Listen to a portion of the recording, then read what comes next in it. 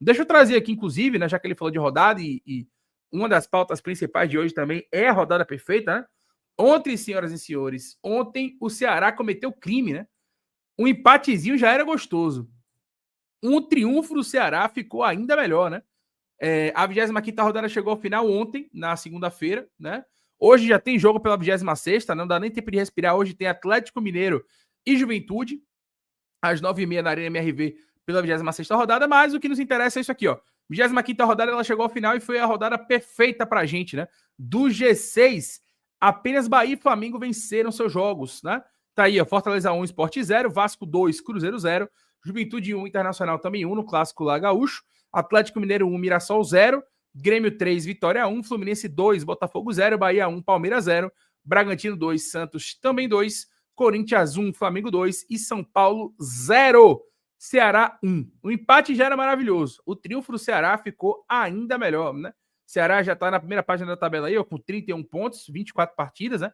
Tá muito bem colocado o Ceará, tá na briga forte aí pela Sul-Americana, né? E quem sabe, né, se vier um G8 ali, quem sabe o Ceará não belisca, né? Tá ali na rebarbinha ali, tá 3 pontos do Fluminense, que é o 8º. Vai que vira um G8 e o Ceará consegue chegar no G8 aí, né? Enfim, vamos ver como é que vai se desenhar essa briga do Ceará nesse segundo turno. Porém, para a gente foi perfeito, né? Esse resultado.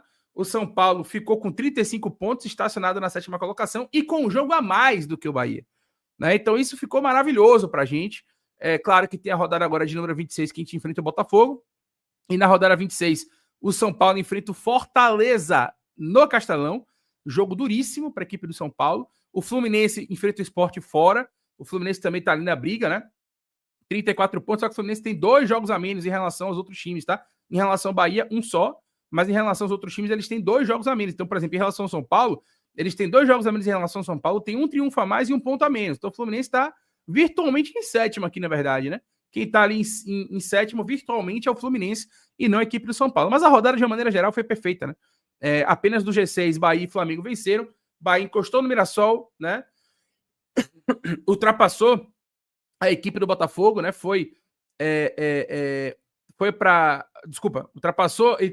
Abriu distância para o São Paulo e encostou 40 pontos com a equipe do Botafogo, né? Então, a nossa briga agora, na 26ª rodada, nesse confronto direto, é vencer o Botafogo para chegar a 43. Se o Mirassol tropeçar contra o Bragantino, né? Eu acho difícil, pelo que o Mirassol vem jogando e pelo que o Bragantino vem jogando também, eu acho difícil que o Mirassol tropece, mas vai que, né? Vai que essa derrota para o Atlético Mineiro tirou um pouco aí da confiança do Mirassol.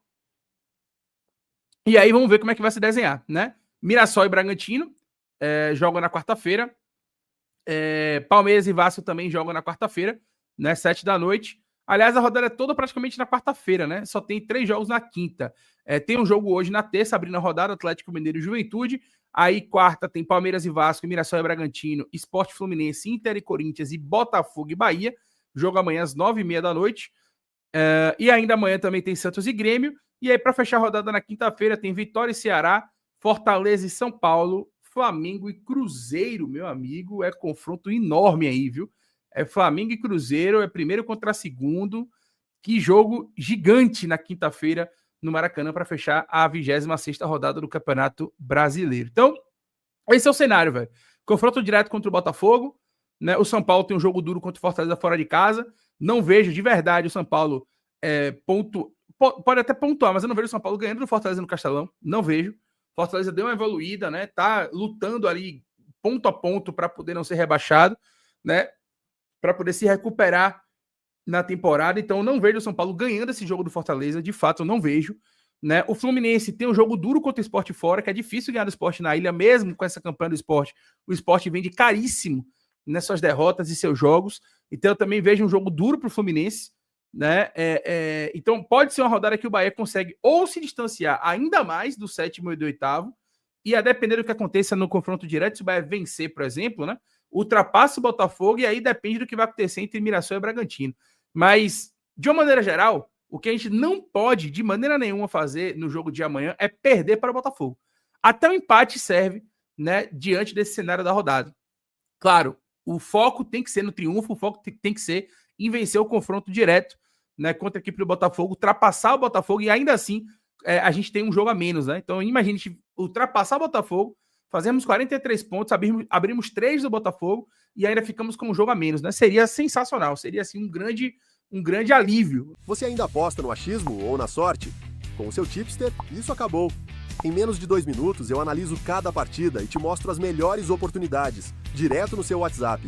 Envio análises preditivas, estatísticas do confronto e palpites baseados em probabilidades. Clique no link da descrição agora e tenha acesso ao seu tipster hoje mesmo. Né, vencer 2 seguidas, vencer Palmeiras e Botafogo. Palmeiras já foi, Botafogo acontece amanhã. Então, empatar não é ruim, mas o foco tem que ser vencer. E, claro, a rodada, né, de uma maneira geral, tem duelos difíceis, né?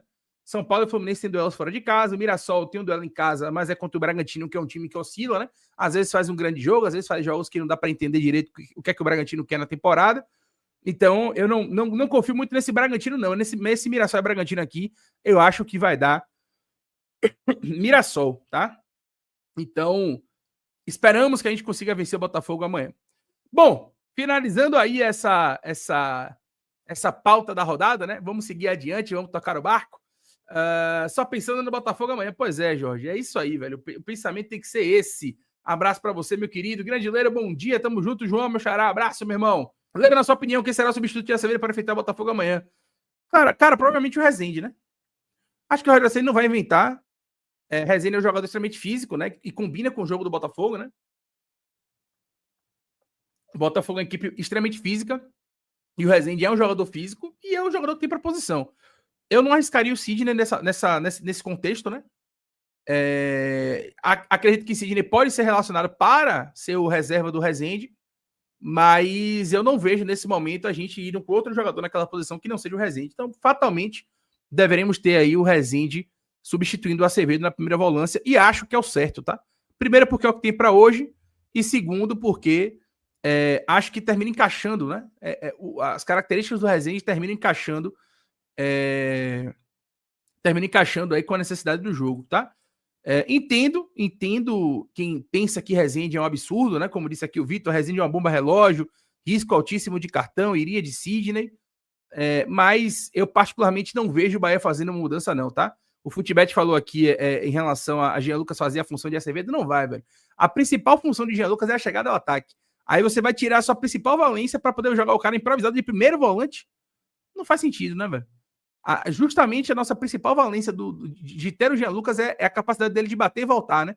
De ser um box-to-box, de fazer ali o bate e volta e chegar firme na área do adversário, né? Então, recuar Jean para primeiro volante, para mim, é você desperdiçar o melhor que Jean Lucas tem. Na minha opinião, você recuar Jean Lucas para primeiro volante é você perder as principais características que Jean Lucas tem. Na minha opinião. Eu prefiro, se ele quiser ser mais ousado, o que eu acho que não vai acontecer, porque a gente conhece o conservadorismo exagerado de Rogério Ceni em alguns momentos, né? Eu prefiro até que, se for para improvisar, ele improvise o Rodrigo Nestor de primeiro volante do que o próprio Jean Lucas, tá? Do que o próprio Jean Lucas. Para mim, recuar Jean Lucas para primeiro é simplesmente abrir mão, né? Do que o Rezende tem, do que o Jean Lucas tem de melhor, né? Que é justamente essa chegada ao ataque. Na minha opinião, tá? TM Esquadra, já podemos deixar para trás a ideia do Acabou o Gás? Cara, eu espero que sim, né? Na verdade, eu nunca comprei essa ideia do Acabou o Gás, né? Eu sempre falei aqui que existia, assim, uma oscilação, mas quem me acompanha aqui diariamente e quem gosta de ouvir, de fato, né, argumentos e troca de ideias interessantes, né? E ouviu eu argumentar que eu acho que a gente tem um cenário um pouco diferente do ano passado.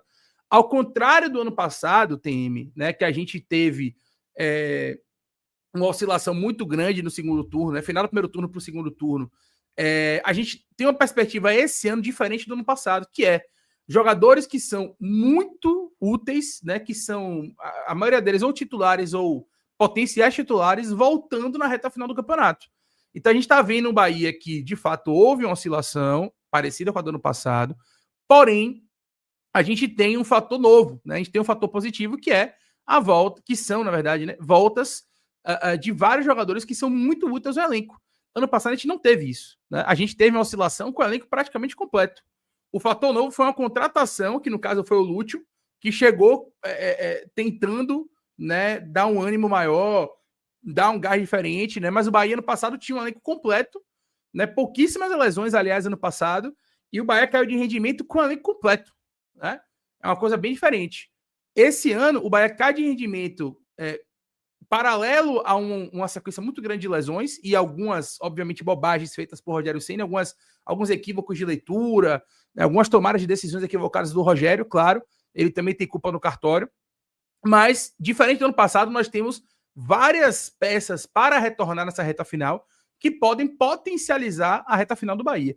E, para além disso, os nossos últimos 5 jogos no Brasileirão são 5 jogos muito factíveis. Né? A gente está passando agora por um corredor difícil, né? Com Palmeiras, com Botafogo, com Flamengo, aí tem Clássico Bavi no Barradão, então é um corredor muito difícil. A partir daí, o calendário dá uma desafogada de novo. Então, dependendo muito do que vai acontecer nesse corredor, que a gente iniciou contra o Palmeiras e já conseguiu vencer, tem o Botafogo agora na quarta e tem o Flamengo no domingo, né? A gente, claro, pode projetar, né, cenários muito maiores do que talvez o G6 do Campeonato Brasileiro. Depende muito de como é que a gente vai sair desse corredor. Né? E, claro, projetando também os retornos dos atletas que estão fora.